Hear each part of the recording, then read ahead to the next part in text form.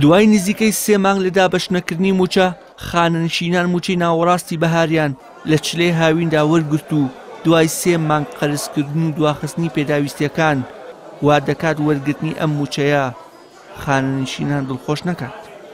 خانەنشینان دەڵێن ئەم موچەیە لە باشترین حاڵەتدا بەشی قەرزەکانمان دەکات و ئەگەر موچەی مانگی حوزەیران بە زووترین کات دابەش نەکرێت ئەوان ناچارن دووبارە قەرز بکەنەوە.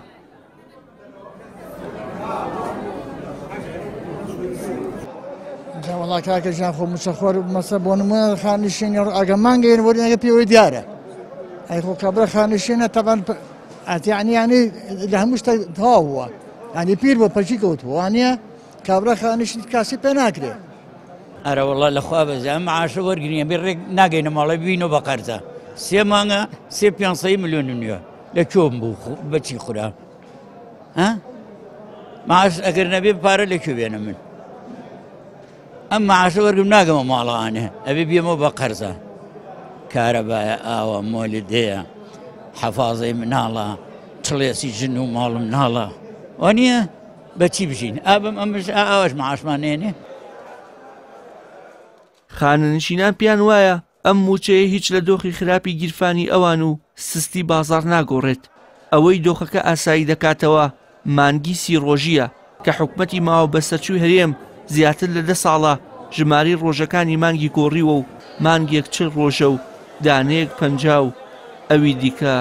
80 ڕۆژە.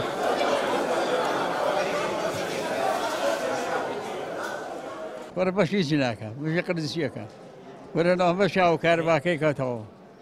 بە قوربانم و پێویست ناکە لێمان پرسن بە قوربانم وان نەزانن بارودۆخی کەمەندام زۆر ناخۆشە بەڕاستی من یەکێکیان خۆمم پیاوم ناتوانێت ئیش بکە پیاوەکەم نەخۆشە کوڕیشم لێ بڕوا ئیشکە خۆشم نەخۆشم تا بڕۆم ئیش بکەم خانوویەکم بۆ فرۆشتمە بۆ نەخۆشی پیاوەکەم ئیسەکرێکی بەخوای گەورە ئایسەوەری بگرمە بێ بڕۆم بیەمەوە بە قەرزە باوەڕەکەیت کرێی خانووەکەم 100,000 بێژگەم ئاو کارەبە. خانەنشینێک کە دەیان ساڵ خزمەتی کردووە و ئێستا دەبێت پشوو بدات ئەو پارەیەشی ئێستا دەبێت وەری بگرێت ئەو لە ڕابردوودا لە موچەکەی بڕراوە کەچی 1 موچە لە دوای 3 مانگ چاوەڕوانی وەردەگرێت. خانەنشینێک دەڵێت 1 موچە بە خۆراک بدەین